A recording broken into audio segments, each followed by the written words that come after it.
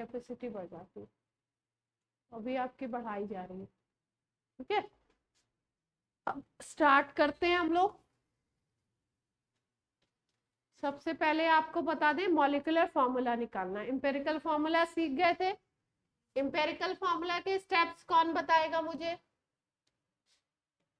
Empirical formula निकालना सिखाया था आपको, EF निकालना।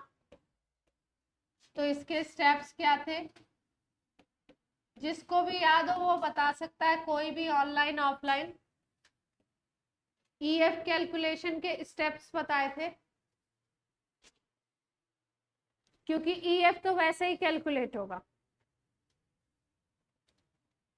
इसको लिखना नहीं है। EF तो बता चुके हैं ना लास्ट टर्न पे, एक रिवीजन टाइप्स ले रहे हैं, क्योंकि जहां पे भी आपको मॉलिक्यूलर फॉर्मूला निकालना होगा इन जनरली पहले एम्पिरिकल फॉर्मूला निकालना होगा, फिर मॉलिक्यूलर फॉर्मूला। तो EF के स्टेप्स एक बार और याद दिला देती हूँ आपको। यहाँ पे हम लिखते हैं क्या? एलिमेंट पहले कॉलम में, सेकंड कॉलम में लिखते हैं उस एलिमेंट का परसेंटेज। सपोज कार्बन हाइड्रोजन है, इसका परसेंटेज X और Y है। फिर उसके बाद कार्बन और हाइड्रोजन के क्या लिख देते हैं हम? Atomic weight. कार्बन का 12, हाइड्रोजन का 1 ले लिया। फिर उसके बाद हम परसेंटेज डिवाइडेड बाय क्या कर देते हैं? एटॉमिक वेट कर देते हैं, जिसका भी जो है उसके अकॉर्डिंग कर लेंगे। अब 2 नंबर हमें मिल जाते हैं। मान लो यहाँ पे नंबर मिल गया A एंड B। A छोटा है B से, जो सबसे छोटा नंबर होगा उसको ले लेंगे और दोनों में क्या करेंगे? डिवाइड कर देंगे। अब 2 नंबर हमको फिर से मिल जाएंगे, C और D मिल गए मान लो। तो इन C और D को क्या करते हैं? C और H से बना हुआ कंपाउंड था, तो C यहाँ पे लिख दो, D यहाँ पे लिख दो। ये बन जाता था हमारा एम्पिरिकल फॉर्मूला। इससे केवल हमें क्या पता लगता है कि कंपाउंड में कौन से एलिमेंट प्रेजेंट है और उनका रेशियो क्या है, उनके नंबर ऑफ एटम्स का रेशियो क्या है। अब आ जाते हैं हम लोग मॉलिक्यूलर फॉर्मूला।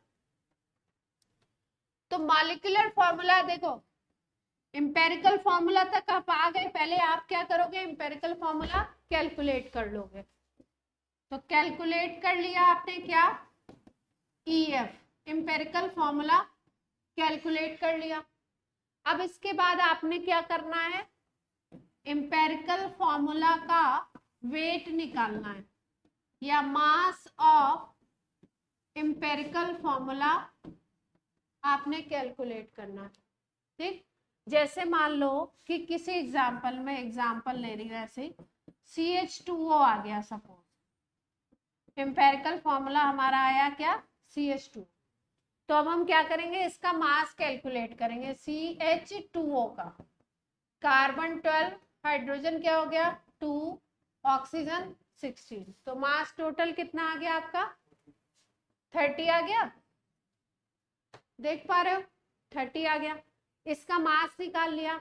अब क्वेश्चन में आपको एक एडिशनल इंफॉर्मेशन और दी होगी, या तो आपको मॉलिक्यूलर वेट गिवन होगा कंपाउंड का, जो कंपाउंड है ना जिसका आप मॉलिक्यूलर फॉर्मूला निकालना चाहते हो उसका मॉलिक्यूलर वेट होगा आपके पास, या सेकंड इंफॉर्मेशन आपके पास होगी वेपर डेंसिटी। उस कंपाउंड की क्या गिवन होगी? Vapour density. तो अगर मॉलिक्यूलर वेट दिया हुआ है तब तो अपनी बात ऐसे ही बन जाएगी, और अगर वेपर डेंसिटी दी हुई है तो हम लोग क्या करते हैं? वेपर डेंसिटी मल्टीप्लाइड बाय 2 करते हैं, तो उसका मॉलिक्यूलर वेट आ जाता है उस कंपाउंड का। ठीक, अब क्या करना है? एम्पेरिकल फॉर्मूला वेट कैलकुलेट कर लिया था। मान लो सपोज मॉलिक्यूलर वेट उस कंपाउंड का 60 गिवन था। क्या गिवन था? 60। तो अब हमने करना क्या है? एक नंबर है n, उसको निकालना है। वो कैसे निकलेगा? Weight of empirical formula multiplied by n is equal to molecular weight. इसी एग्जांपल को लेते हैं। एम्पेरिकल फॉर्मूला वेट हमारा 30 आया था, एन निकालने की कोशिश करते हैं। मॉलिक्यूलर वेट एग्जांपल में कितना दिया हुआ है इसका 60, तो एन की वैल्यू 2 आ जाएगी क्या? हाँ बच्चों आ जाओ, एन की वैल्यू क्या आ गई 2 आ गई। अब क्या करना है, एम्पेरिकल फॉर्मूला लिखते वक्त तो आपने क्या किया था, सीधे सीधे एलिमेंट लिखे और उसके नीचे वो नंबर डाल दिए थे तो बन गया था अपना। अब क्या करना है आपने, अब आपको जो आपका एम्पेरिकल फॉर्मूला आ रखा है उसके नीचे के नंबर्स में आपको यानी एटॉमिसिटी में आपको n का मल्टीप्लाई कर देना है। सपोज हमारा एम्पेरिकल फॉर्मूला ये था, आपके n की वैल्यू क्या आ गई 2 आई है, तो आप 2 से इसमें मल्टीप्लाई कर दोगे।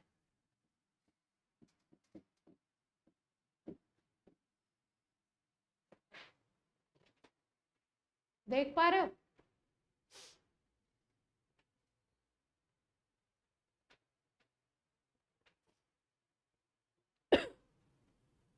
स्टेप्स क्या थे, यहां तक के स्टेप्स आपको पता ही थे, ये फॉर्मूला निकाल लिया आपने।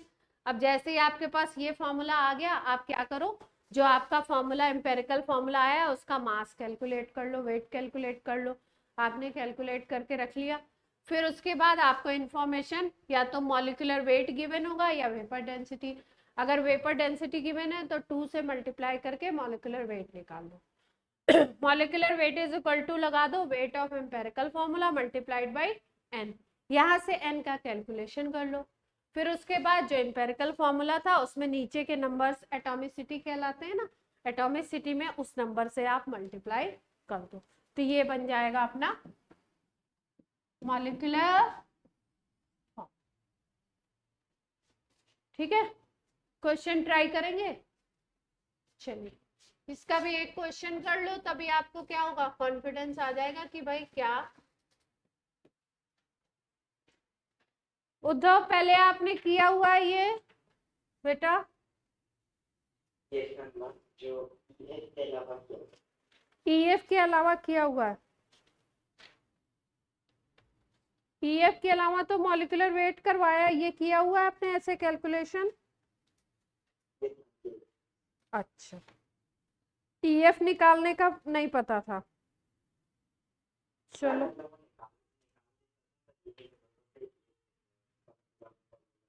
अच्छा, ठीक ठीक ठीक ठीक ठीक ठीक ठीक है। चलो क्वेश्चन कहाँ गया, मॉलिक्यूलर मासेस,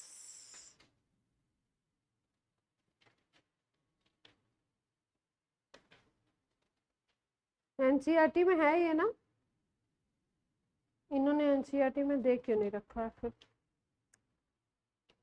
चलो करते हैं, क्वेश्चन है आपका, एम्पेरिकल फॉर्मूला निकालना है आपको। कंपाउंड में m इज इक्वल टू 68% और इसका m का एटॉमिक मास गिवन है आपको 34 और इसके अलावा इसमें है रिमेनिंग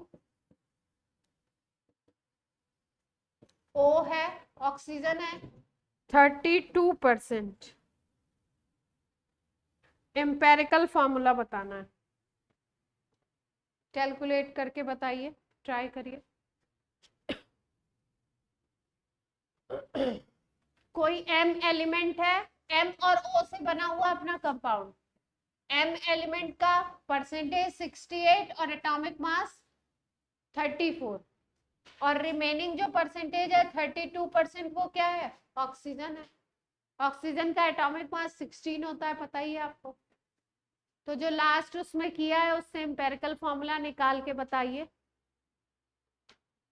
तो सब लोग ट्राई कीजिए।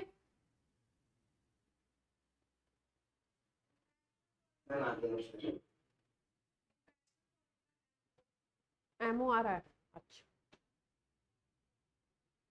और लोग भी कैलकुलेट कर लो।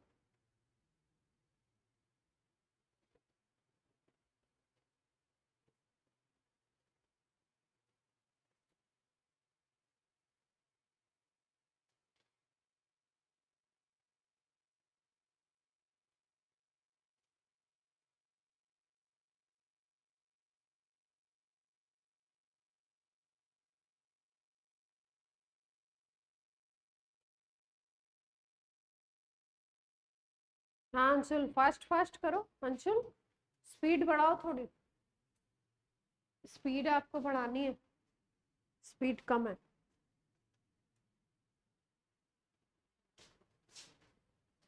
सबका आ गया? सुहानी, दीपक, आप लोगों ने भी निकाला? आ गया? एमओ आ रहा है?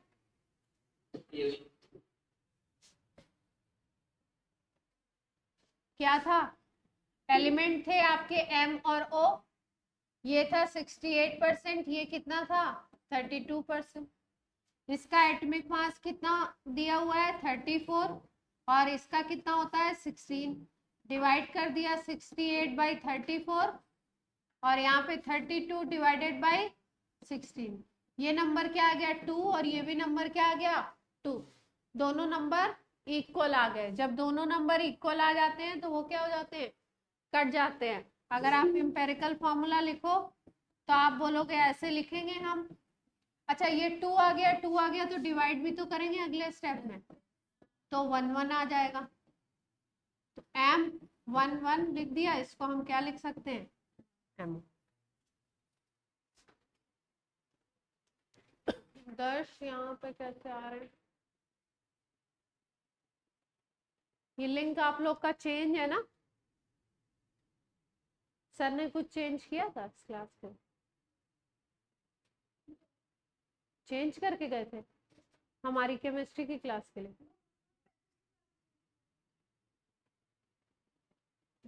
दर्श लोगों की क्लास का भी शायद यही लिंक है, अपना लिंक कोई और है क्या?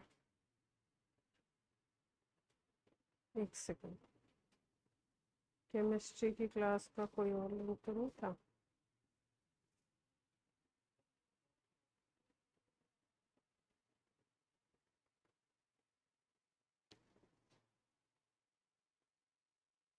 आपको तो यही लिंक पता थी ना, किसी से ज्वाइन करना, क्योंकि इतने सारे लोगों ने।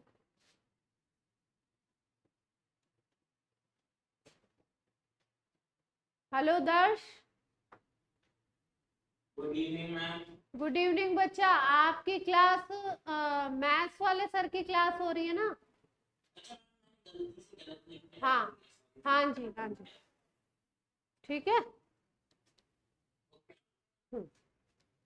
ये क्लियर है? मॉलिक्यूलर फॉर्मूला का क्वेश्चन, चलो इन्होंने दे रखा है क्वेश्चन में, vapour density of compound is equal to 45। Vapour density दे रखी है कंपाउंड की 45, मॉलिक्यूलर फॉर्मूला निकालना है। एम्पेरिकल फॉर्मूला दे रखा है CH2O।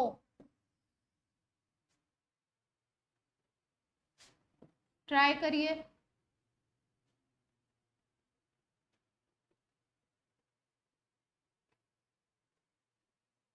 फर्स्ट स्टेप क्या होगा, एम्पेरिकल फॉर्मूला का मास कैलकुलेट कीजिए।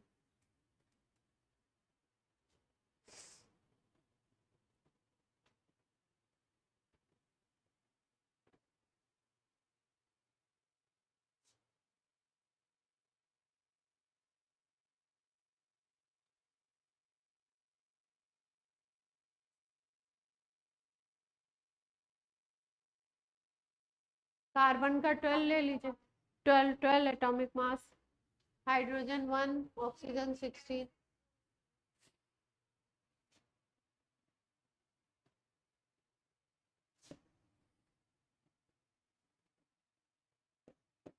देखिए इस क्लास में जो 12th के बच्चे हैं या कोई ड्रॉपर है, वो ऐसा उसको लग सकता है कि स्पीड जो है वो स्लो चल रही है, ठीक है। लेकिन इस क्लास में क्या है, 11th के बच्चे हैं, 10th से तुरंत आए हैं, तो इसलिए स्पीड थोड़ी सी हमको स्लो रखनी पड़ती है। चैप्टर के बेसिक जैसे ही खत्म होते हैं, जैसे ही चैप्टर स्पीड पकड़ेगा तो हम भी क्या करेंगे, स्पीड पकड़ लेंगे। जब छोटी छोटी चीजें समझ आने लगी तो फिर कॉम्प्लेक्स चीजें करेंगे तो उसमें थोड़ी सी हम स्पीड ले सकते हैं। आ गया सबका आंसर? मैं करके बताऊं, चेक करिए आप लोग। भाई सबसे पहले एम्पेरिकल फॉर्मूला वेट निकालना था, अभी तो हमने निकाला था इसका। CH2O का 12 + 2 + 16 कितना आ गया? 30 आ गया। ठीक, अब क्या करें हम? Molecular weight is equal to n into empirical formula का वेट। मॉलिक्यूलर वेट कैसे आएगा? 2 × वेपर डेंसिटी कर दिया। Empirical formula weight is 30, vapour density क्या दी हुई थी? 45। तो n की वैल्यू क्या आ जाएगी अपनी? ये आ गया 90, तो n की वैल्यू आ गई 3, 90/30। तो हाँ, एम्पेरिकल फॉर्मूला में कितने का मल्टीप्लाई करना पड़ेगा? EF में एटॉमिसिटी में 3 का मल्टीप्लाई कर दो सीधे सीधे यहाँ पे n का, तो आपका क्या बन जाएगा? C3H6। ठीक है, कर लेंगे अब ऐसे क्वेश्चन, इजी है। बस आपको थोड़ा सा कभी कभी कैलकुलेशन में फंसा सकते हैं, ऐसे परसेंटेज दे दें जो थोड़े से टफ आपको लगे, ये हो सकता है। इसमें एनसीईआरटी में भी क्वेश्चंस अच्छे दिए हुए हैं इसके परसेंटेज के, तो उनको ट्राई करिएगा और पूछिएगा। ठीक है, चलो अब अपने आ जाते हैं हम लोग किस पे? मोल वाले टॉपिक पे आ जाते हैं। अब देखो, अब हमने लास्ट टर्म में मोल पढ़ लिया, मोल निकालना सीख लिया। एक केस रह गया है गैस का, तो गैसियस स्टेट का एक केस गैस का निकाल लेते हैं, और उसके बाद हम बात करेंगे इक्वेशन की। तो अगर कोई गैस है और एसटीपी पर है, STP is standard temperature and pressure. ठीक है, इसमें प्रेशर ले लेते हैं 1 atm आपका, और टेम्परेचर ले लेते हैं 0 डिग्री सेंटीग्रेड, या इसी को क्या बोल सकते हो आप? 273 केल्विन। इस टेम्परेचर और प्रेशर पे एक डेटा निकाला गया कि अगर सपोज कोई गैस है, तो उस गैस का 1 मोल अगर आप लेते हो, तो इस टेम्परेचर और प्रेशर पे गैस का वॉल्यूम कैलकुलेट किया गया 22.4 लीटर।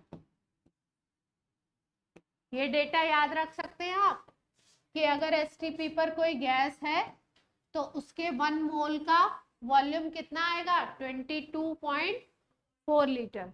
एसटीपी की कंडीशन क्या है? 1 atm प्रेशर और 0 डिग्री सेंटीग्रेड टेम्परेचर, या 273 केल्विन टेम्परेचर, इसी को बोलते हैं। ठीक, अब आपको बताया था कि अगर कोई मॉलिक्यूल है,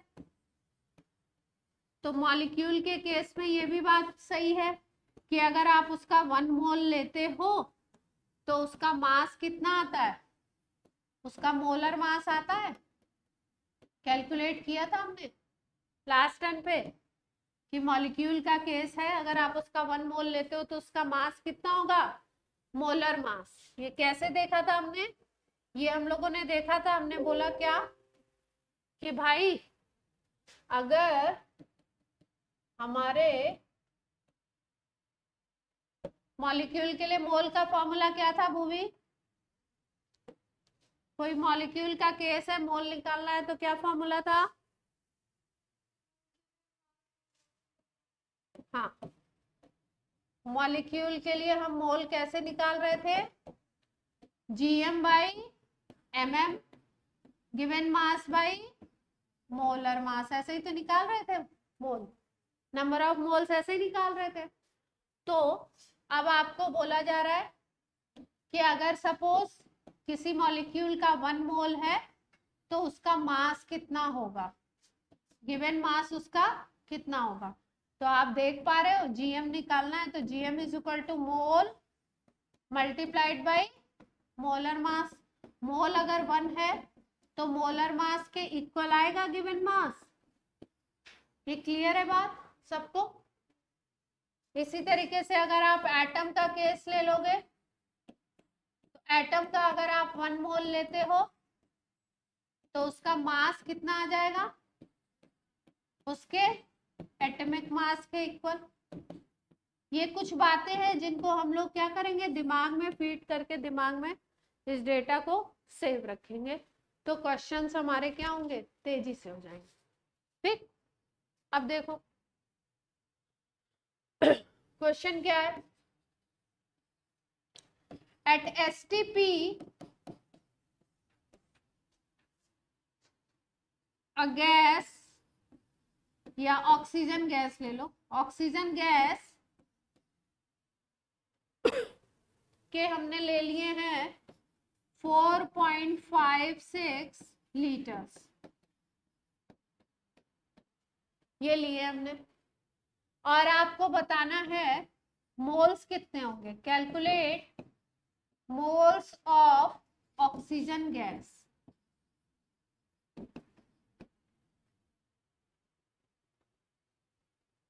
तो इसको करना कैसे है देखो, पहले अभी अभी एसटीपी की एक कंडीशन बताई कि एट एसटीपी कोई भी गैस हो उसका वॉल्यूम कितना होता है, 22.4 लीटर।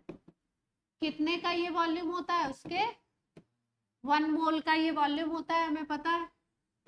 क्वेश्चन में वॉल्यूम दिया हुआ है एसटीपी पे, क्या निकालने हैं, मोल निकालने हैं, तो निकाल लेंगे भाई। 22.4 लीटर का मोल कितने हैं, वो इक्विवेलेंट है 1 मोल के, तो आपको इतने लीटर का निकाल सकते हो। कितना आ जाएगा, ये वैल्यू आ जाएगी अपनी। ये बात सबको क्लियर है? क्वेश्चन में 4.56 लीटर्स दिए थे एट एसटीपी, आपको क्या निकालने थे, गैस के मोल्स। तो एक डेटा हमारे दिमाग में फीड था कि एसटीपी पर अगर कोई भी गैस है तो उसके 22.4 लीटर किसके इक्विवेलेंट होते हैं, उसके 1 मोल के इक्विवेलेंट होते हैं। तो अगर 1 मोल आप 22.4 लीटर को कहते हो तो 4.56 के अकॉर्डिंग निकाल लेंगे कि कितने मोल हो जाएंगे, तो ये आ जाएगा आपका।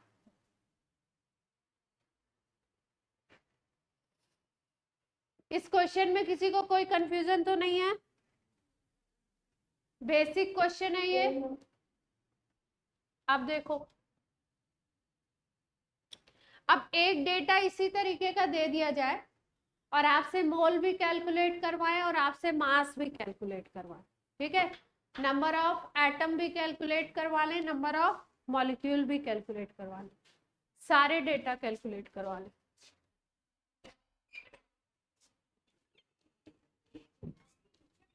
हाँ हाँ, अभी तो मेरी क्लास है, उसके बाद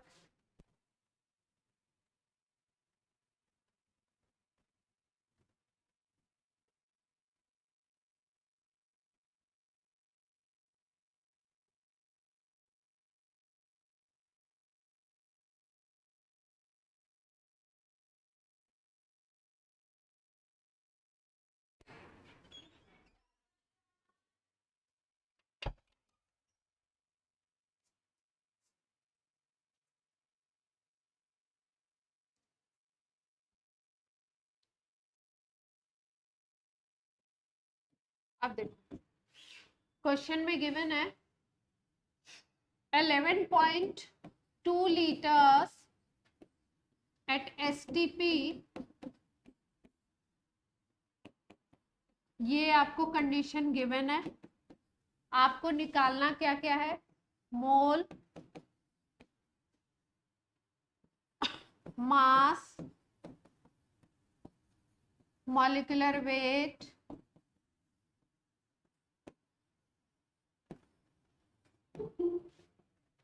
ये निकालना है कंपाउंड का।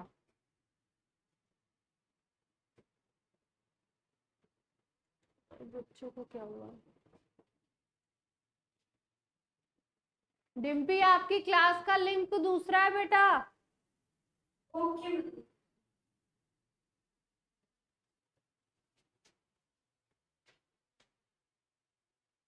स्टार्ट कीजिए।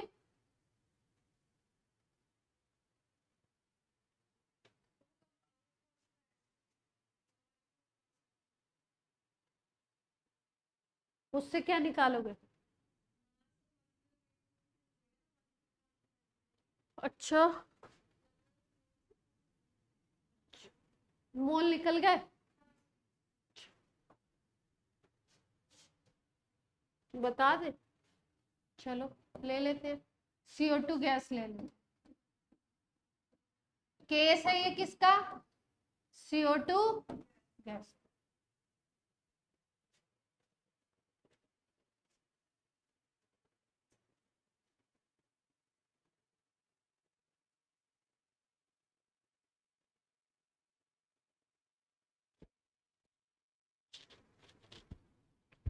CO2 गैस बता दिया तो मॉलिक्यूलर वेट तो ऐसे ही पता लग जाएगा, 44 यूनिट आ जाएगा।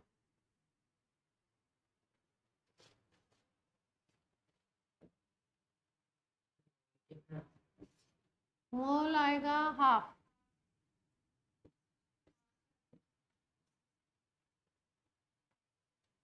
एक डेटा गिवन है और आपको क्या निकालनी है? 3 चीजें निकाल। वर्णित क्षितिज कर पा रहे हो वेरोनिका?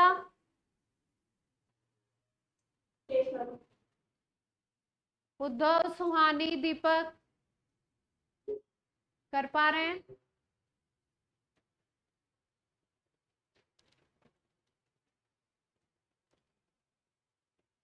एटम मॉलिक्यूल भी निकाल लेते हैं, टोटल एटम भी निकाल लेते हैं, टोटल मॉलिक्यूल भी निकाल।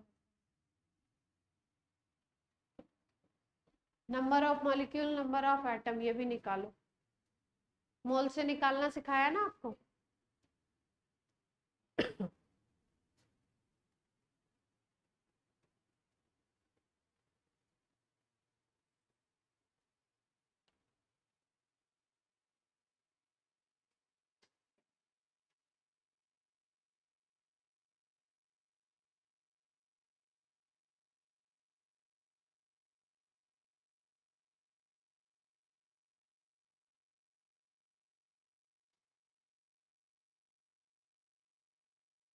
बताऊं मैं? भूवी हो गया, लास्ट बचा, करो करो करो। क्या इंफॉर्मेशन नहीं है बताओ, मैं बताऊं। कार्बन का 12 लेना, ऑक्सीजन का 16 लेना। चलो मैं बताती हूँ, चेक करो सब लोग। सबसे पहले क्या करें, मोल कैलकुलेट करते हैं। तो डेटा अपने पास 11.2 लीटर दिया हुआ है STP पे। अपने पास जो इंफॉर्मेशन है वो ये वाली है, 22.4 litre at STP is equal to क्या होता है, 1 मोल। तो सबसे पहले मोल ही निकाल ले। तो 11.2 लीटर के अकॉर्डिंग निकाल लो, एट STP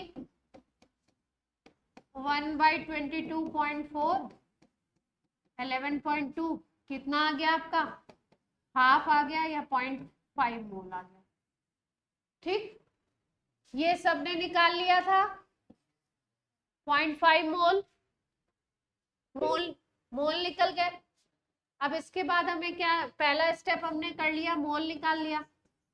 दूसरा निकाल लो मॉलिक्यूल।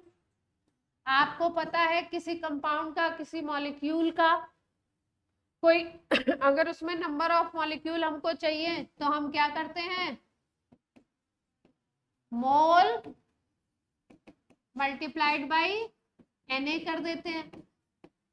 तो मोल 0.5 है, Na की वैल्यू कितनी होती है, आ गए? ठीक है, 3.011 करके आ जाएगा ऐसे। यहां तक क्लियर है बात? मोल से मॉलिक्यूल पे जाना है, Na से मल्टीप्लाई करना। तीसरा स्टेप, एटम्स निकालते हैं, टोटल नंबर ऑफ एटम्स। इसके लिए क्या स्टेप बताया आपको, मॉलिक्यूल में मल्टीप्लाई कर दो एटॉमिसिटी का। कार्बन डाइऑक्साइड गैस है CO2, यहाँ पे 1 और यहाँ पे 2, तो टोटल एटॉमिसिटी कितनी आ गई, कितनी आ गई, 1 + 2 दैट इज इक्वल टू 3। तो नंबर ऑफ एटम्स निकालने हैं, तो एटॉमिसिटी मल्टीप्लाइड बाय मॉलिक्यूल का जो नंबर है, तो एटॉमिसिटी 3 है, मॉलिक्यूल का नंबर आया था ये। क्लियर हो रही है सबको बात? कोई दिक्कत हो तो बोल दीजिएगा, ये आ जाएगा।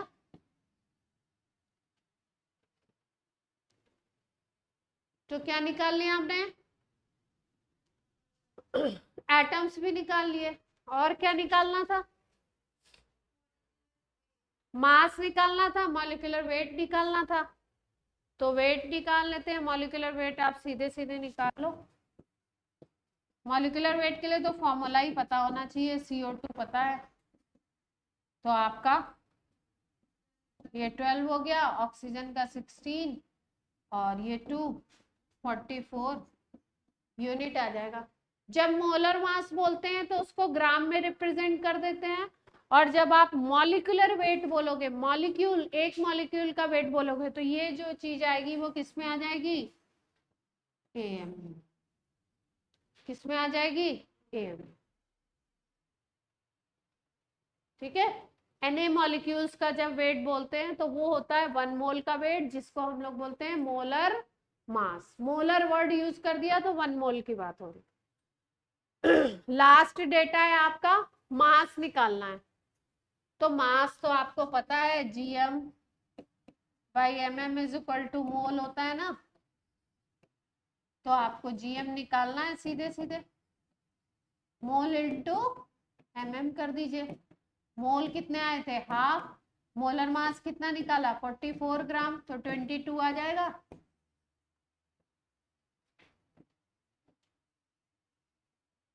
क्लियर है सबको बात?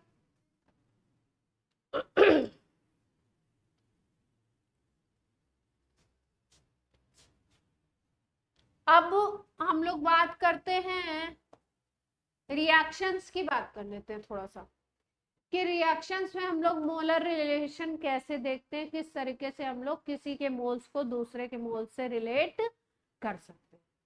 तो सबसे पहली कंडीशन कि अगर कोई रिएक्शन है, आपको गिवन है रिएक्शन, तो आपको क्या करना है, आपको सबसे पहले उसको क्या करना है, बैलेंस। क्या करना है, बैलेंस।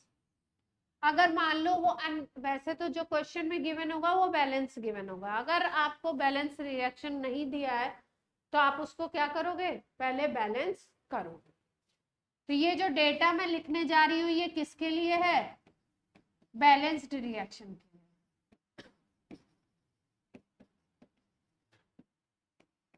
ठीक, जैसे मान लो कोई एक एग्जांपल ले लेते हैं, कोई भी, ये ले लिया, ये रिएक्शन है। 10th में आप लोग डिकम्पोजिशन का एग्जांपल पढ़ते हैं, इसको डिकम्पोजिशन रिएक्शन। पोटेशियम क्लोरेट है, इसको हीट अप किया जाता है, हीट कर देते हो तो पोटेशियम क्लोराइड और ऑक्सीजन बना लेता है। ठीक, ये बैलेंस रिएक्शन है। देख लेते हैं, 2 पोटेशियम इधर, 2 इधर दिख रहे हैं आपको, Cl2 है, इधर Cl भी 2 है, ऑक्सीजन देख लो 2 × 3 6, राइट हैंड साइड में भी 3 × 2 6 है। तो रिएक्शन अपनी क्या है, बैलेंस। अब बैलेंस रिएक्शन में ये जो आगे के नंबर होते हैं, ये जो लिखे हुए होते हैं, इनको हम बोलते हैं स्टोइकियोमेट्रिक कोफिशिएंट।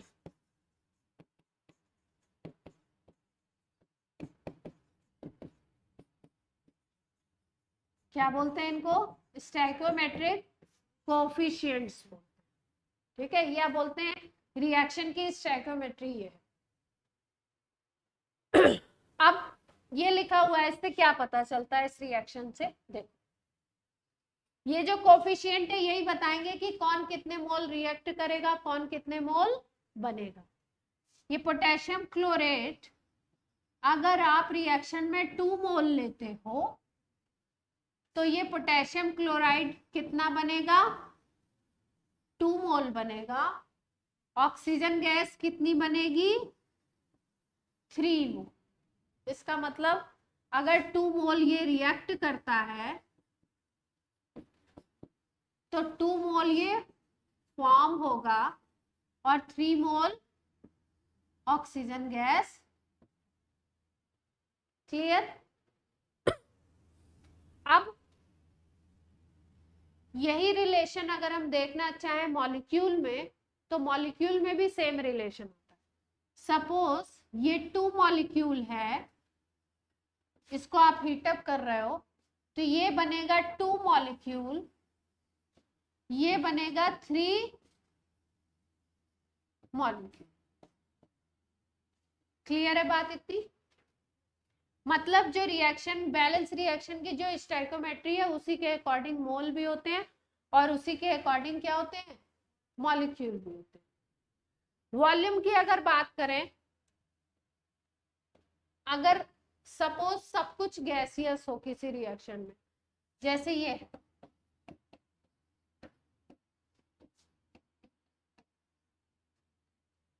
इसमें ये भी गैस है, ये भी गैस है और ये भी गैस। सबसे पहले रिएक्शन को क्या किया, चेक किया बैलेंस है या नहीं है। तो 2 हाइड्रोजन एटम 2 क्लोरीन एटम, यहाँ पे देखो 2 हाइड्रोजन 2 क्लोरीन, तो रिएक्शन बैलेंस है। अब यहाँ से हमें क्या पता लगा, यहाँ कोई नंबर नहीं है तो 1 लिख देते हैं और यहाँ पे 1। तो स्टोइकियोमेट्रिक कोफिशिएंट क्या बन जाते हैं, यहाँ पे आ गया 1, यहाँ पे 1 और यहाँ पे क्या बन गया हमारा कोफिशिएंट 2। तो इसका मतलब ये 1 मोल हाइड्रोजन अगर 1 मोल क्लोरीन के साथ रिएक्ट करेगा तो क्या बनाएगा, 2 मोल हाइड्रोजन क्लोराइड गैस बने। कोई कंफ्यूजन? अब इसी के अकॉर्डिंग गैस का वॉल्यूम भी चलता है। अगर हम वॉल्यूम देखना चाहें तो वॉल्यूम भी इसी तरीके से चलेगा। मान लो कि ये V लीटर है सपोज, ठीक, तो ये 1 है तो ये भी 1 दिख रहा है ना, तो ये भी कितना यूज होगा आपका, V लीटर। और ये कितना बनेगा, ये डबल है, देख रहे हो 1 का डबल है, तो ये कितना हो जाएगा 2V। इसी तरीके से अगर आप इसको ml में करना चाहो, अगर ये VML है सपोज या XML है तो ये भी XML यूज होगा और ये कितना बनेगा 2XML। कोई दिक्कत?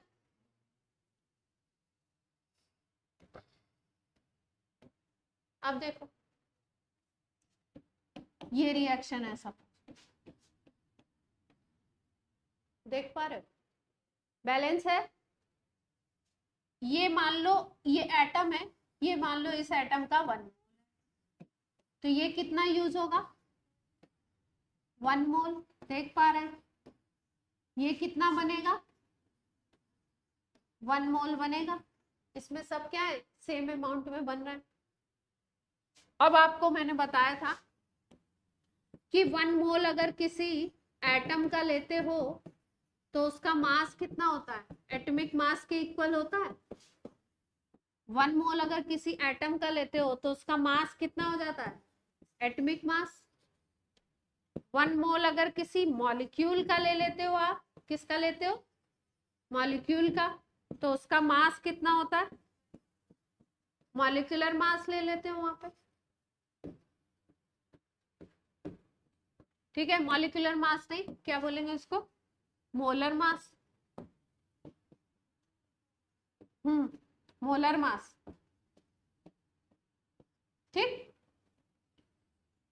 तो अगर हम अभी हमने सब देखो, सबसे पहला काम क्या किया, किसी बैलेंस रिएक्शन को देख करके मोल से मोल को रिलेट किया, ठीक। इन तीनों एग्जाम्पल ने पहले इसमें किया, फिर दूसरा ये एग्जाम्पल लिया इसमें किया, फिर तीसरे इसमें भी मोल से मोल को रिलेट किया। कहीं पे अगर गैसियस स्टेट है तो वॉल्यूम को भी रिलेट करवा सकते हैं। तो जिस रेशियो में मोल होगा उसी रेशियो में क्या होगा, वॉल्यूम का। हमने क्या देखा कि भाई ये 1 मोल है तो ये भी 1 मोल है, मतलब दोनों के मोल इक्वल है। तो अगर ये वी लीटर यूज कर रहे हो तो ये भी वी लीटर यूज होगा। ये 2 बन रहा है तो ये 2 वी लीटर बनेगा। अब लीटर या ml चेंज करो, इसकी यूनिट चेंज कर रहे हो तो यहाँ भी यूनिट चेंज हो जाएगी।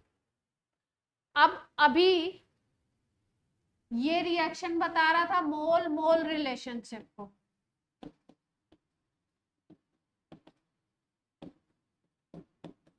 इस रिएक्शन ने क्या बताया? Volume volume relationship. अब अगर हम मास को लेना चाहें तो मास को कैसे ले सकते हैं? देखो, मास को कैसे ले सकते हैं? अगर ये 1 मोल है कार्बन तो इसका मास कितना होगा? एटॉमिक मास होगा, और इसका एटॉमिक मास कितना लेते हो आप? 12 ग्राम लेते हो। ये अगर 1 मोल है, ये तो मॉलिक्यूल है O2, तो इसका मास कितना हो जाएगा?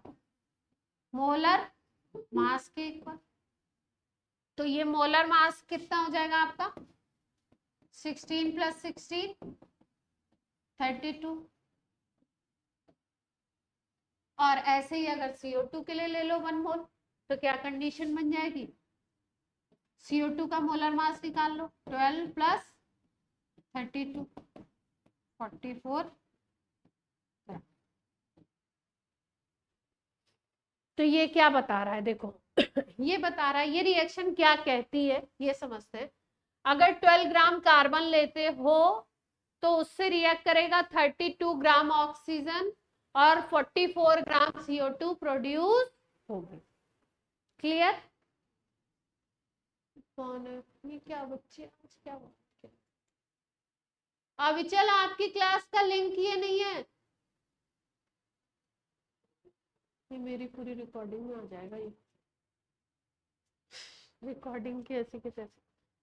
एक्चुअली शायद सर ने नया लिंक शेयर किया होगा, बच्चों ने। आपकी क्लास का लिंक चेंज करना पड़ेगा, ठीक है? तो देखो, क्वेश्चन ऐसा भी हो सकता है कि मोल से मोल को रिलेट करवाएं, एक के मोल दे दें, दूसरे के मोल पूछे। क्वेश्चन ऐसा भी हो सकता है कि वॉल्यूम से वॉल्यूम को रिलेट करवाएं। क्वेश्चन ऐसा भी हो सकता है कि मास से मास को रिलेट करवाएं। क्वेश्चन डिफरेंट भी हो सकता है, मोल को मास से, मोल को वॉल्यूम से भी रिलेट कर सकते हैं, ठीक है? तो अपने को ध्यान क्या रखना है? अपने को ये ध्यान रखना है, जैसे मान लो इसके मोल और इसके वॉल्यूम को हमको रिलेट करना है, ठीक? तो हम क्या करेंगे? अगर इसको 1 मोल ले रहे हो तो ये कितना यूज होगा इसके रिस्पेक्ट में? अगर लीटर्स दिए हुए हैं तो उसके अकॉर्डिंग ही यूज होगा। इसका एक एग्जांपल लेते हैं तो इस बात को आपको समझाते हैं। जैसे ये एक एग्जांपल है, देखो, iron in the form of fine wire burns in oxygen to form iron oxide. Iron का ऑक्साइड बनाता है। रिएक्शन गिवन है आपको।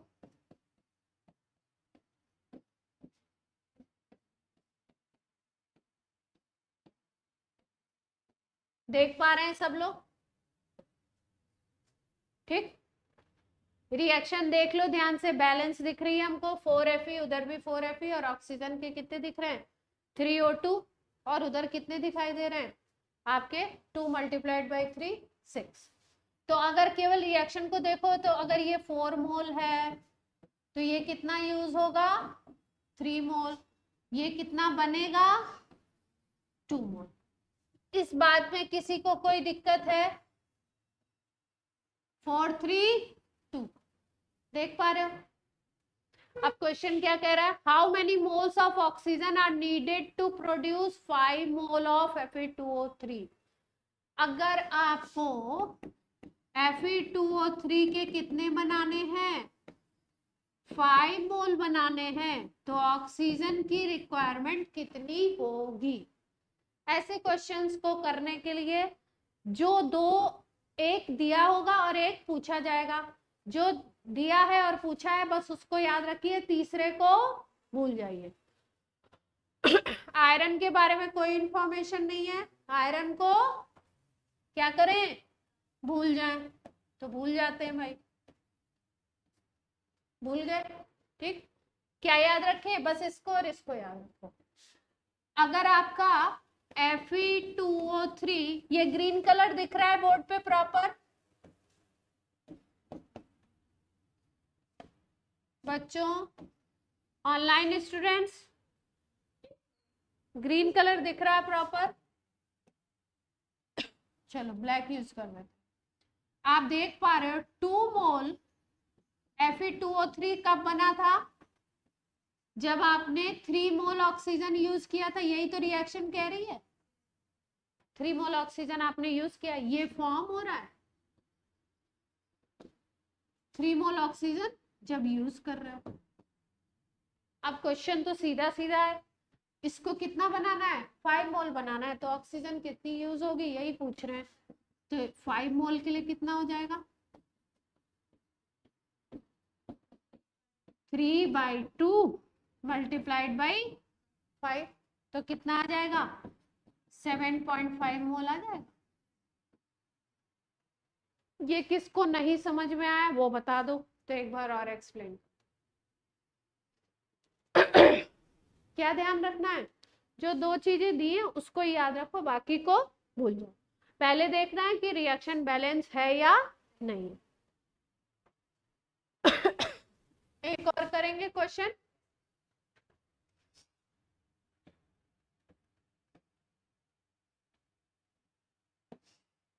क्वेश्चन है नाइट्रिक एसिड HNO3, इसको बनाने का एक मेथड होता है ऑस्टवाल्ड मेथड, 12th में पढ़ेंगे आप। इन विच नाइट्रोजन डाइऑक्साइड, जिसको बोलते हैं NO2, ब्राउन कलर की गैस होती है ये, रिएक्ट्स विद वाटर, वाटर से रिएक्ट करती है और HNO3 बनता है। तो पहले रिएक्शन लिख लें। अच्छा, इसको पहले एक बार आप ट्राई करिएगा, इसमें शायद ग्राम व्राम को रिलेट करा रहा है, तो एक बार आप ट्राई करके देखो, नहीं आता है तब।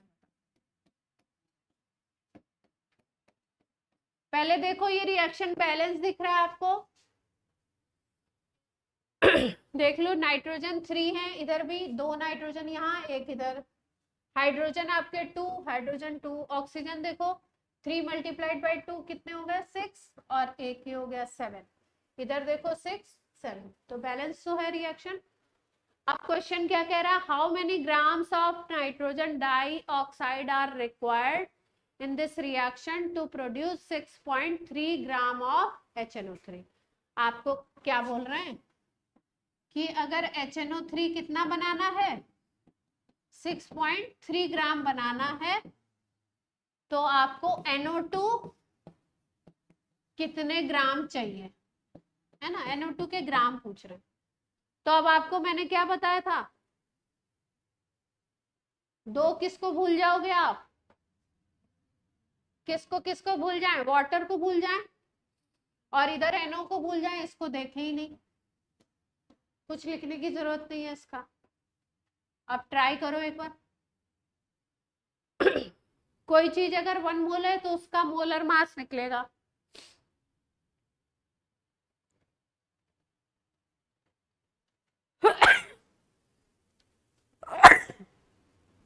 वन मोल का मास मोलर मास। सब लोग ट्राई करिए, नहीं आए तो मैं बताऊं।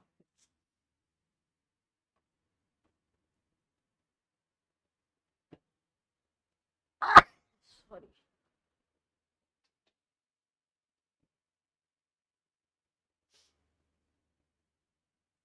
दीपक कर पा रहे हो क्वेश्चंस को? दीपक सुहानी? yes. हो रहे हैं?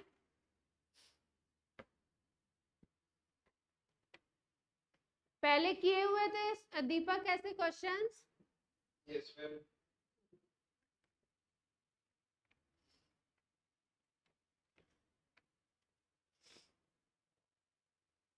ट्राई करो अंशुल, ट्राई करो। पहले मोल निकालो फिर मास निकाल लेना। पहले मोल निकालो फिर मोल को मास में कन्वर्ट करो, जिसके मोल उसी का मोलर मास, उसी से मल्टीप्लाई होगा। मोलर मास निकाल के बता दूं, नाइट्रोजन का होता है 14, है ना एटॉमिक मास। तो अगर HNO3 का मोलर मास निकालना है तो हाइड्रोजन का 1, नाइट्रोजन का 14, ऑक्सीजन का 60। कितना आ गया, दिस इज 50 और ये आ गया 48। तो 48 प्लस 10 कितना होगा, 49 नहीं 63। सही ऐड किया है, सही ऐड करना भाइयों बहनों, क्योंकि मेरी मैथ्स थोड़ी खराब है। HNO3 का 63 आ गया, ऐसे ही आप NO2 का भी निकाल लो मोलर मास। NO2 की भी जरूरत पड़ेगी आप।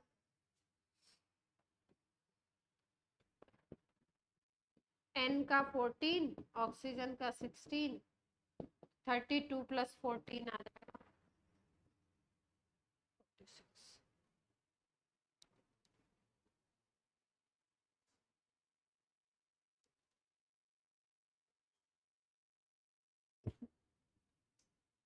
सब लोग ट्राई करो, आंसर भी लिखा हुआ है 6.9 ग्राम।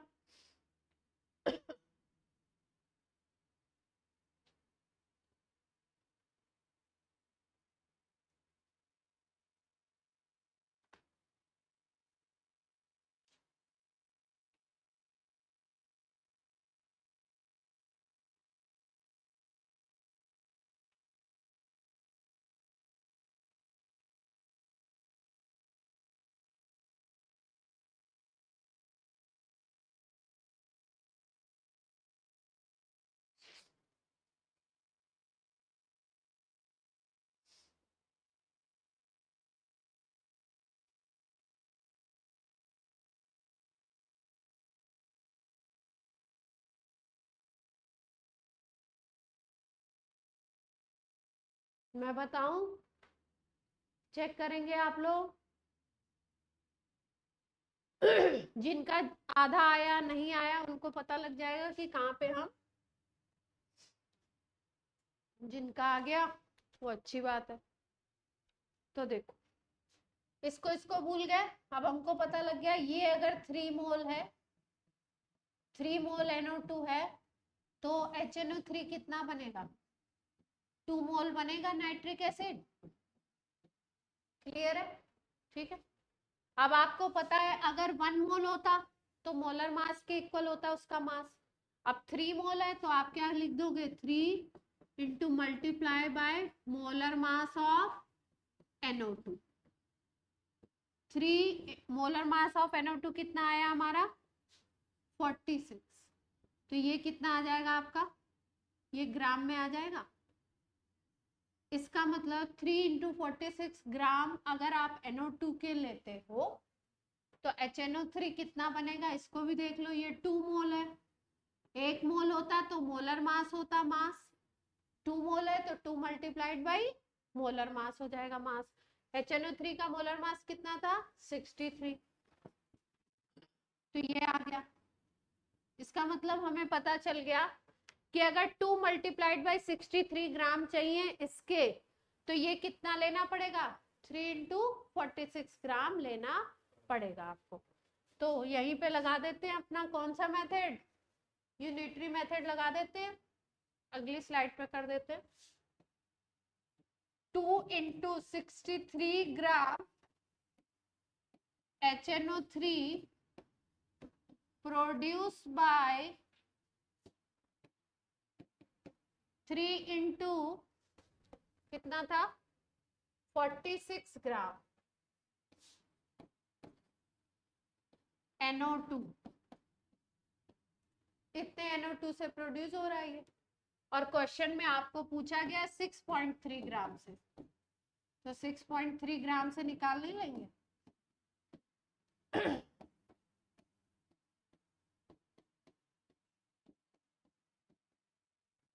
ये 6.3 और 63 तो अपने कट जाने वाले हैं, डेसिमल उड़ा दो।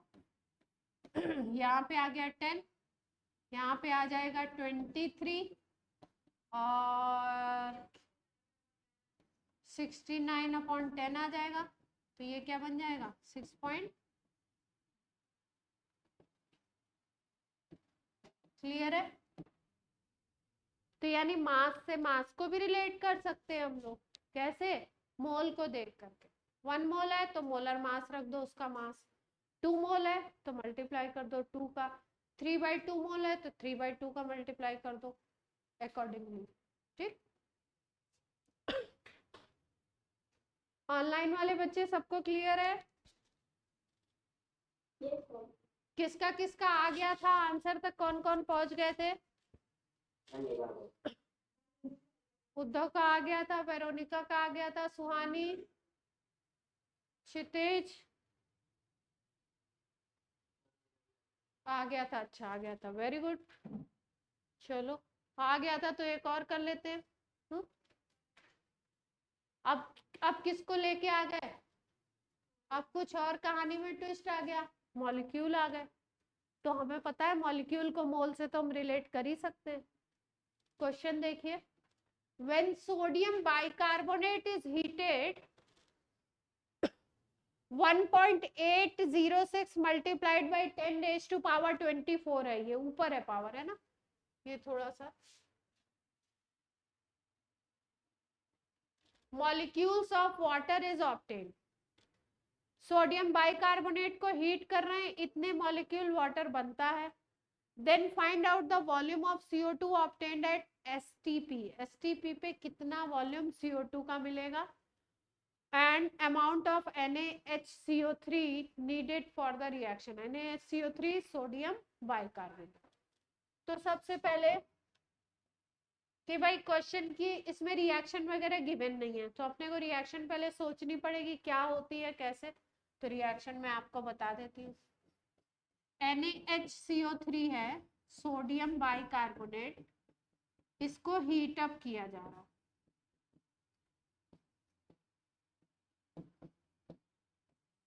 ठीक है, तो इसको गर्म करेंगे तो H2O बनेगा, CO2 बनेगा, और एक और क्या बनेगा, Na2CO3 बनेगा। ठीक है, तो रिएक्शन पहले देखते हैं बैलेंस है या नहीं है। देख लो रिएक्शन बैलेंस है या नहीं है, चेक करो। सब लोग चेक करिए, बैलेंस है। ठीक,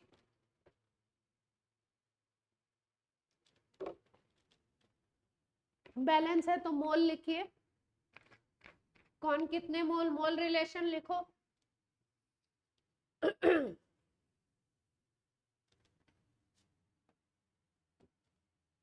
मोल रिलेशन लिखिए, दीपक मोल रिलेशन बोलिए।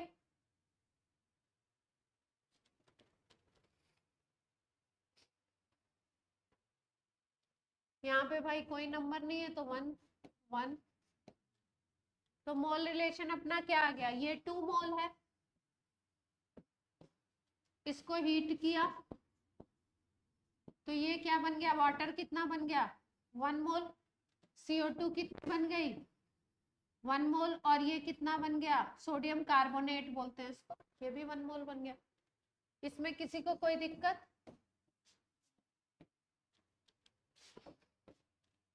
क्वेश्चन में आपको NaHCO3 के मॉलिक्यूल्स गिवन है, ठीक है, नहीं किसके दिए हुए हैं, वाटर के मॉलिक्यूल्स गिवन है केवल।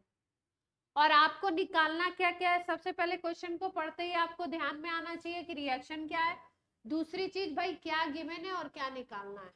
तो गिवन है, गिवन डेटा है हमारे पास H2O के मॉलिक्यूल्स, ये गिवन है। तो आपको पता है मॉलिक्यूल से मोल तो निकाल सकते हो, मॉलिक्यूल से मोल कैसे निकालोगे अगर मॉलिक्यूल पता है तो। आपको पता है कि मोल से मॉलिक्यूल निकालने के लिए Na से मल्टीप्लाई करते थे, तो अगर रिवर्स जाना है तो रिवर्स प्रोसेस कर दोगे। मॉलिक्यूल से मोल निकालना है तो क्या कर देंगे, Na से डिवाइड कर देंगे। तो ये वाटर के जो मॉलिक्यूल गिवन है इससे हम मोल निकाल सकते हैं। तो पहला काम यही कर ले, करें। देखो वाटर के मॉलिक्यूल कितने दिए, सब लोग देख पा रहे हैं, ये मॉलिक्यूल्स गिवन है। तो अब हम क्या करें, वाटर के मोल निकाल लो पहले।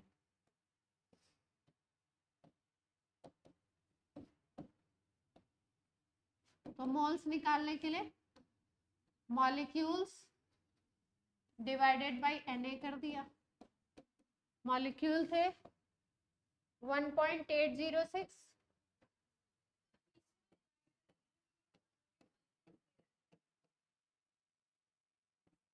एक मिनट। हाँ हाँ, क्या बोल रहे बच्चा? हाँ, तो मॉलिक्यूल से तो निकाल रहे हैं, अभी तो मॉलिक्यूल से भी मोल निकाल रहे हैं। जो आपको मॉलिक्यूल्स मिले हैं, इतने मॉलिक्यूल्स मिल रहे हैं, ये बोला है ना, तो पहले वाटर के मोल कैलकुलेट कर रहे हैं, फिर आगे देखते हैं हमें क्या निकालना है। तो मॉलिक्यूल मोल कितने आ गए? ये 23, तो ये 8.06 हो जाएगा। ये अप्रॉक्स कितना आ जाएगा? 3 मोल्स आ गए। वाटर के कितने मोल्स आ गए? 3 मोल्स। ठीक, अब क्वेश्चन पढ़ते हैं। अब आपको निकालना है एसटीपी पर CO2 का अमाउंट, और आपको निकालना है NaHCO3 कितना अमाउंट। अमाउंट बोल दिया तो मतलब ग्राम पूछ रहे हैं। ठीक, तो निकालना है CO2 का वॉल्यूम एट एसटीपी, और दूसरी चीज निकालना है आपको NaHCO3 का मास। ठीक, ये निकालना। अब जरूरत किसकी पड़ेगी? पहले CO2 का वॉल्यूम निकालो। तो जब CO2 निकालना है, वाटर गिवन है, तो इसको भूल जाओ, इसको भूल जाओ, केवल इन दोनों को याद रखो। ठीक, अब आप क्या देख पा रहे हो? क्वेश्चन में देख रहे हो आप रिएक्शन के थ्रू कि अगर आप 1 मोल वाटर का लेते हो तो CO2 1 मोल वाटर बनता है, तो CO2 भी कितनी बन रही है? इतने ही मोल बन रहे हैं। रिएक्शन में जो हमने मोल निकाले वो कितने निकाले? 3 मोल निकाले। तो इसका मतलब अगर 3 मोल वाटर प्रोड्यूस हो रहा है, 3 मोल वाटर है, तो CO2 भी कितनी प्रोड्यूस होगी? CO2 भी प्रोड्यूस होगी कितनी? 3 मोल दिखाई दे रहा है हमें सीधे सीधे।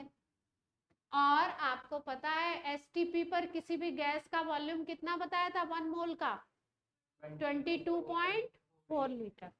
तो 1 मोल अगर CO2 होता है एसटीपी पर, तो वॉल्यूम कितना होता? 22.4 लीटर। लेकिन गिवन क्वेश्चन में कितने मोल है? 3 मोल, तो जस्ट 3 टाइम्स हो जाएगा। यहां तक की पिक्चर क्लियर है? 67.2 आ जाएगा लीटर। सबको क्लियर है? एक डेटा निकाल लिया। दूसरा, अब हमने निकालना है NaSCO3 का कितना मास होगा। तो देख लो भाई, अगर वाटर 1 मोल था तो ये कितने मोल यूज हो रहा है? 2 मोल यूज हो रहा है ना, देख रहे हो? मतलब ये अगर 1 है तो ये होगा 2। अब इसको हमने डबल कर दिया, इसको ट्रिपल कर दिया, 3 मोल किया है ना, क्योंकि ये तो इक्वेशन कह रही थी, और ये क्या कह रहा है? ये एक्सपेरिमेंट कह रहा है। हमें 3 मोल वाटर मिला है, तो अगर 1 मोल वाटर मिलता तो ये 2 मोल था। अगर ये 3 मिला, 3 टाइम्स मिला, तो इसको 3 टाइम्स लेना पड़ेगा। तो 2 मोल के अकॉर्डिंग फिर 3 से मल्टीप्लाई करोगे तो कितना आ जाएगा? 6 मोल। अब आपको मोल नहीं पूछे हैं, क्वेश्चन में पूछा है अमाउंट, पूछा है NaHCO3 का। तो अमाउंट आप कैसे निकालते हो? Gm is equal to mole into molar mass. इसका मोलर मास कैलकुलेट करेंगे, सॉल्व करें।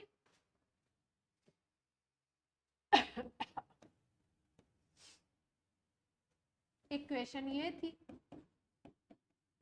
जो लोग कर चुके हैं वो देख लीजिए, और जो लोग नहीं किए हैं वो भी क्या करेंगे? वो भी देख ही लेंगे। ये 2 मोल और वाटर कितना है? 1 मोल। ठीक, ये इक्वेशन कह रही है, बाकी सबको हम भूल गए, इसको भूल गए, इसको भूल गए। तो अगर आपका 1 मोल वाटर है तो NaSCO3 कितना चाहिए था? 2 मोल रिक्वायर्ड। अगर ये 3 मोल कर दिया, सीधे सीधे देखो, जब आपको ये चीजें दिमाग में बैठने लगेंगी तो आपको इतना लिखना भी नहीं पड़ेगा। 11th क्लास में इतना लिखना पड़ता है, कंपटीशन में तो आपको ऑब्जेक्टिव क्वेश्चन करने, जब चीजें क्लिक करने लगेंगी तो आप इतना लिखोगे भी नहीं। अभी तो इसलिए हम लिख के बताते हैं, फर्स्ट टाइम है। 3 मोल H2O, तो ये कितना आ जाएगा आपका? 6 मोल रिक्वायर्ड होगा। तो आपको पता चल गया कि NaSCO3 कितने चाहिए? 6 मोल। अब उसका क्या निकालना है? हमने मोल नहीं पूछा था, क्या पूछा था? अमाउंट। अमाउंट वर्ड का मतलब हो गया गिवन मास निकालना है। तो given mass is equal to mole into molar mass. Mole is 6 और मोलर मास कैसे निकालोगे? सोडियम का 23 होता है,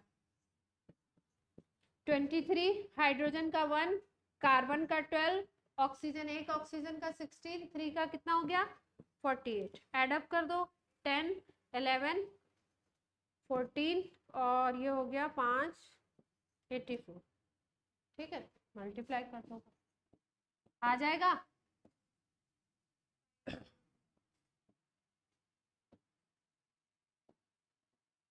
ग्राम। ठीक है, आशय क्लियर है? अंशुल क्लियर हो गया? पूरे प्रोसेस को आप ध्यान से समझ लीजिए।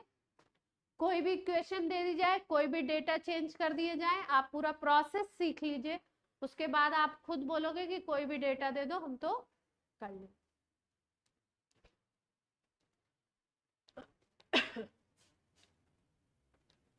ये हो जाए तो फिर एक चीज और सिखा देते हैं, लिमिटिंग रिएजेंट।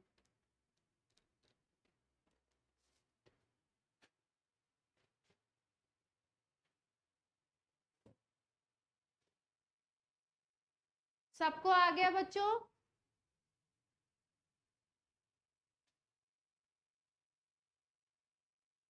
हेलो,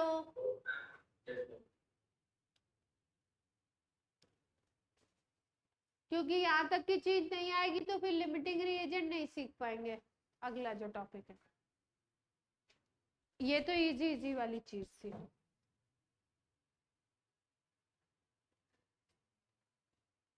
आ गए लिमिटिंग रिएजेंट। ठीक, लिमिटिंग रिएजेंट को पहले ऐसे समझो। जो लोग पहले पढ़ चुके हैं उनको पता है मैं कौन सा एग्जांपल देने वाली हूँ लिमिटिंग रिएजेंट में। अच्छा, आप लोग को पढ़ाया नहीं है? सुहानी और दीपक, अच्छा कोई नहीं पढ़ा है पहले। तो तुम लोग को पढ़ाया है भूमि कभी लिमिटिंग? क्षितिज ने तो पढ़ा ही नहीं है मेरे से। अच्छा चलो ठीक है। जैसे मान लो सपोज हमको बनानी है, क्या क्या बनाते हैं हम ज्यादा घर पे इजीली, क्या बनाते हैं आजकल? एम फॉर इजीली क्या बनाते हैं आजकल ज्यादा बच्चे? हम भी बनाए करते थे खाने के लिए। M for Maggi. क्या बनाना है? मैगी बनाना है हमको। ठीक है, अब मुझे जो मैगी पसंद है उसमें मैं क्या करती हूँ? 1 टोमेटो, 1 अनियन, ठीक है, और 1 स्पून सोया सॉस, ये सब डालना मैं पसंद करती हूँ। तो ये मेरा टेस्ट है, इस टेस्ट की मैगी बनानी है। ठीक, जो टेस्ट है उसको आप समझ लीजिए कि रिएक्शन है, कोई रिएक्शन है। अब रिएक्शन को हम चेंज नहीं कर सकते। जैसे ये जो रिएक्शंस थी इनकी एक स्टैइकोमेट्री थी कि अगर ये 2 मोल है तो ये 1 मोल बनेगा, ये 1 मोल बनेगा, ये 1 मोल बनेगा, ये रिएक्शन फिक्स है। वैसे ही हमारा ये टेस्ट फिक्स है कि आपको अगर मैंने बोला कि मेरे को मैगी खानी है तो आपको यही टेस्ट देना। तो टेस्ट यही देने का मतलब क्या? प्रपोर्शन आप यही रखोगे। मान लो कि हम सब हैं, अब हम सब के लिए आप एक एक ब्रिक उसमें यूज कर रहे हैं। ठीक, तो कितने लोग आ गए क्लास में, कितने बैठे, 3, 6 और एक मैं 7 हो गई। तो 7 पर्सन के लिए आप 7 ब्रिक यूज करोगे, ठीक है। अगर एक एक ब्रिक मैं बोल रही हूँ, सबको यूज करना है। तो अब आपको 7 ब्रिक क्या चाहिए, मैगी के चाहिए। फिर मैंने बोला ये 1 टोमेटो, ये 1 अनियन चाहिए आपको, और इसको हाफ कर लो, हाफ स्पून सोया सॉस कम डालते हैं। तो ये भी आपको 7 क्या चाहिए, टोमेटो चाहिए, और 7 क्या चाहिए आपको, अनियन चाहिए। और ये कितना हो जाएगा, 7/2, या आप बोल सकते हो कितना, 3.5 स्पून सोया सॉस चाहिए, है ना। ये चाहिए, ये अमाउंट चाहिए। अगर सेम टेस्ट, कुछ पानी वानी भी डाल देंगे, वो तो डालेंगे, ठीक। इंग्रेडिएंट इतना चाहिए हमें सेम टेस्ट के लिए। 1 लीटर वाटर भी ले लेते हैं, चलो पानी थोड़ा ज्यादा हो जाएगा लेकिन ठीक है, चलो। तो यहाँ 7 लीटर वाटर भी चाहिए आपको, है ना। ये चाहिए प्रोपोर्शन। तो ये तो रिएक्शन है। अब किसी रिएक्शन में मान लो कि कोई इंग्रेडिएंट कम है, क्या है, इंग्रेडिएंट कम। अब मान लो हमारे पास प्याज बहुत महंगी हो गई, तो घर वालों ने बोला ये 7 प्याज आप इसमें नहीं यूज कर सकते, अब आपको हम कम देंगे, ठीक है। तो इन्होंने बोला 7 के प्लेस पे हम आपको 3.5 ही देंगे। क्या करेंगे, इसको हम क्या करेंगे, 7 के प्लेस पे हम क्या प्रोवाइड कराया गया, 3.5। बोले इतने से ही काम चलाओ। अब टेस्ट चाहिए हमको वही, मतलब रिएक्शन तो वही होनी है, तो रिएक्शन वही चाहिए। तो अब क्या करना पड़ेगा, अब सबका प्रोपोर्शन कम करना पड़ेगा ना, ऑटोमेटिकली कम हो जाएगा। अब तुम जब ये 3.5 लेते हो, ये 7 अनियन था तो ये 7 टोमेटो यूज कर रहे थे, अब ऑटोमेटिकली तुमको किस पे जाना पड़ा, 3.5 पे, मजबूरी हो गई, टेस्ट वही चाहिए। ये 7 ब्रिक से कितने पे आ गया, 3.5 पे आ गए, ठीक है। और ये वाला 3.5 था, तो अब इसको कितना आपको यूज करना पड़ेगा, हाफ ही यूज करोगे। अब 3.5 का भी क्या कर दोगे, हाफ कर दो, ठीक। अब आपको गिवन कितना था, गिवन था आपको 7 ब्रिक, ये 7 टोमेटो, ये 3.5 अनियन, ये आपको 3.5 ही गिवन था। तो अब आप देखोगे कि अगर आपको 7 ब्रिक मिले थे, 7 टोमेटो मिले थे, और क्या मिला था, 3.5 अनियन मिला था, और 3.5 क्या मिला था, सोया सॉस, है ना, ये मिला था हमको। पानी को छोड़ देते एक बार के लिए, बहुत इंग्रेडिएंट होगा। ये हमको मिला है, क्वेश्चन है ये गिवन कंडीशन है, ठीक। बट हमारी रिएक्शन क्या थी, हमारा टेस्ट क्या था, ये जितना है उतना ही ये, और इसका हाफ ये। तो अगर आपको ये 3.5 अनियन आपको मिले हैं, तो अब आपको ये 3.5 यूज करोगे। इसको कितना यूज करोगे, 3.5। इसको कितना यूज करोगे, 3.5/2। तो अब आप देखते क्या हो कि ये 3.5 खत्म होगा रिएक्शन में, और ये 3.5 रिमेनिंग होगा। ये 3.5 खत्म होगा, और ये 3.5 हमें ज्यादा दिया हुआ, तो ये बच जाएगा। ये 3.5 पूरा पूरा खत्म हो जाएगा। ये 3.5/2 यूज होगा, और 3.5/2 रिमेनिंग होगा। तो जो रिमेनिंग रह जाते हैं, जो बच जाते हैं, उनको बोलते हैं एक्सेस रिएजेंट। और जो सबसे पहले खत्म हो जाता है वो क्या कहलाता है, लिमिटिंग रिएजेंट। लिमिटिंग का मतलब होता है रोकना, लिमिट करना। तो रिएक्शन को रोकने का काम किसने किया, अनियन ने। अनियन ने बोला भाई तुम इतना नहीं बना सकते हो, हम तो 3.5 ही हैं, तो हमारा ही प्रोपोर्शन तुमको लेना पड़ेगा। तो जो चीज, जिस चीज का प्रपोर्शन कम है, जितना चाहिए उससे, जो रिक्वायर्ड है उससे, तो वो क्या करता है, रिएक्शन को पहले ही रोक देता है। ऐसे रिएजेंट को क्या बोलते हैं, लिमिटिंग रिएजेंट। जो बच जाएंगे उनको क्या बोलेंगे, एक्सेस, ठीक है। तो डेफिनेशन क्या लिखी हुई है, reactant which is consumed first and limits the amount of product form. Product को रोक दिया भाई, 7 ब्रिक बनाने जा रहे थे, अब 3.5 ब्रिक ही बना पाए। and therefore called limiting reagent. Limiting reagent is present in least stoichiometric amount, therefore controls the amount of product. ठीक, प्रोडक्ट के अमाउंट को यही बताता है कि प्रोडक्ट कितना बनेगा. ये सब ज्यादा थे, कुछ काम नहीं आए. ठीक है, ज्यादा हो तो ज्यादा बने रहो. ये जो था इसने अपनी इंपॉर्टेंस को क्या किया, दिखा दिया कि भाई हम कम हैं तो प्रोडक्ट तो हमारे हिसाब से ही बनेगा. ठीक, दूसरा वाला जो बचा रहेगा उसको क्या कहते हैं, एक्सेस रिएजेंट. अब एक इक्वेशन से समझ लेते हैं. ठीक, सिंपल इक्वेशन लेते हैं पहले. ये इक्वेशन, ठीक. अब जो टेस्ट है या जो रिएक्शन है वो क्या कह रहा है कि ये 1 मोल है, हाइड्रोजन 1 मोल ले लो, क्लोरीन कितना ले लो आप 1 मोल, तो HCl कितना बना लोगे 2. क्लियर. अब बोल रहे हैं कि इन्होंने क्या किया, गिवन कंडीशन में एक गड़बड़ कर दी.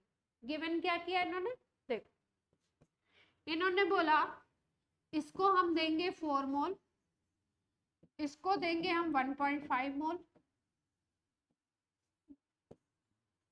अब आपको बताना है कि ये कितना बनेगा.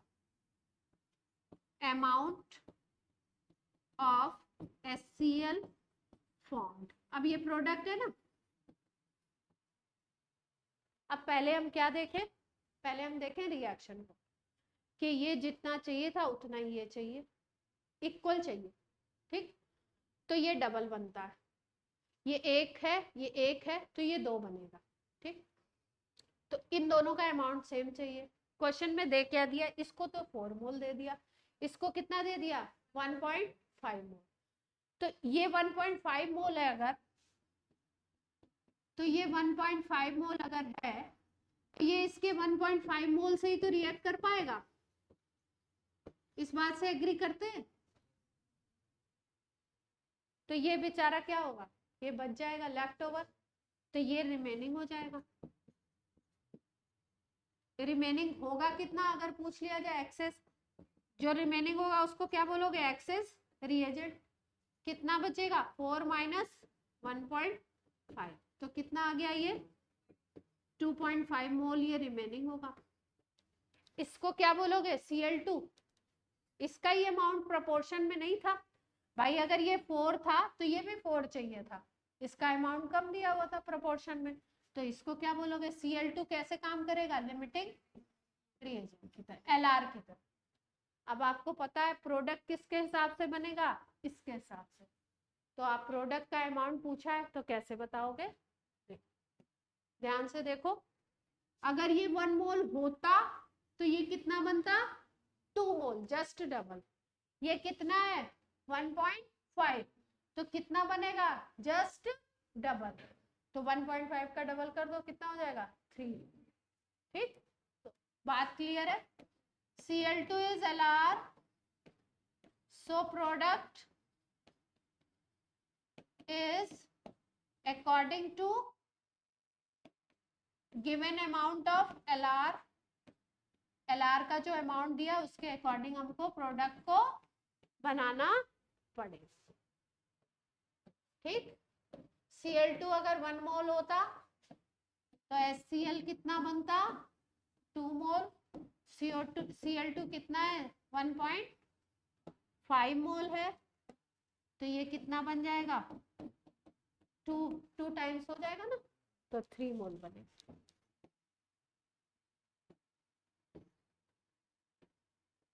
क्लियर है.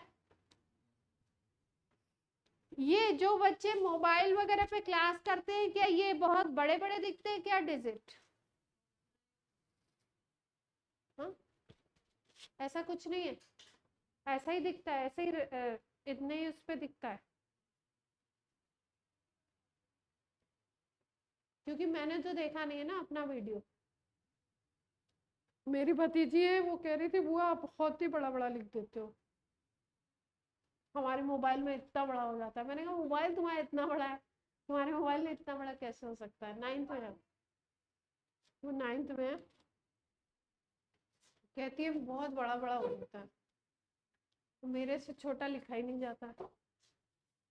कोशिश तो करती हूँ। तो एलआर निकाल लोगे अब आप, ठीक है। तो कुछ रिएक्शंस तो ऐसे होते हैं जिसमें आपको देख के ही पता चल जाता है एलआर, कुछ ऐसे होते हैं जिसमें एलआर निकालने में थोड़ी दिक्कत आती है। तो उसके लिए एक फॉर्मूला है, उसके लिए क्या है? अगर आपको एलआर निकालने के लिए अपनी दिमागी कसरत नहीं करनी है तो मैथमेटिकल फॉर्मूला, क्या है फॉर्मूला? कोई रिएक्शन है, मान लो ये,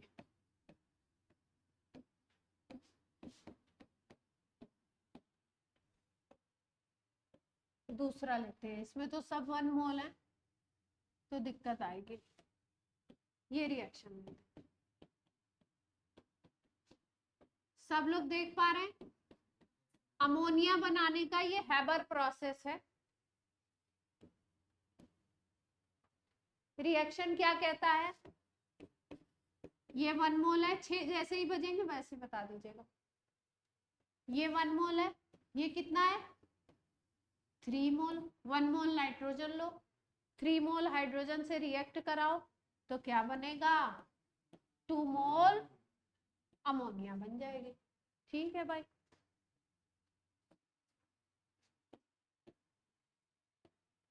अब गिवन अमाउंट देखो, क्वेश्चन में गिवन क्या है? ये 1 है, ये 3 है, तो इन्होंने क्या किया, इसको दे दिया 2.5 और इसको भी दे दिया 2.5, ठीक है। अब बोल रहे हैं अमोनिया कितनी बनेगी ये बताओ, और ये बताओ कि एलआर कौन है और एक्सेस रिएजेंट कौन है। एलआर बताओ कौन सा है और एक्सेस रिएजेंट कौन सा है, ठीक। तो एक तो तरीका था हिसाब किताब का जो अभी तक हम लगा रहे थे, ये 1 है तो ये 3 है, ये 1 है तो ये 2 है, ये देख करके हम लगा रहे थे।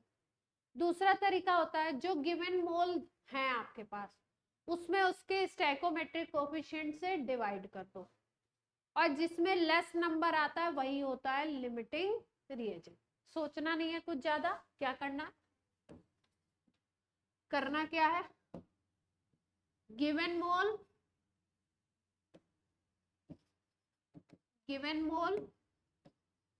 Divided by stoichiometric coefficient